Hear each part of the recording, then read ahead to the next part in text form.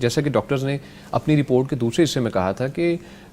حمل جاری رکھنے سے ماں کی جان کو اگر شدید خطرات لاحق ہوں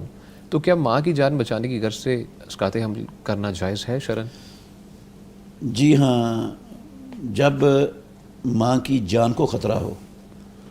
اور یہ خطرہ صرف توہم یا وہم کی صورت میں نہ ہو،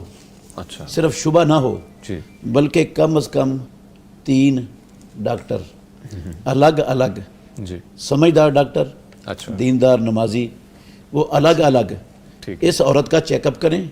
اور ہر ڈاکٹر الگ چیک اپ کر کے کہے کہ یہ اس حمل کو جنم نہیں دے سکتی،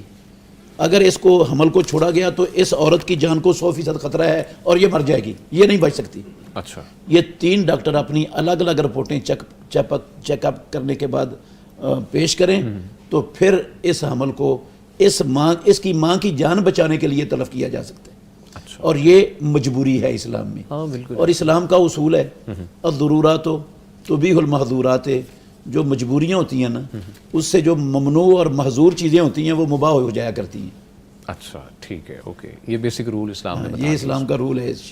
مسلمہ اصول ہے یہ شریعت کا۔ ٹھیک ہے جی، ٹھیک ہے جی، بہت شکریہ مفتی صاحب۔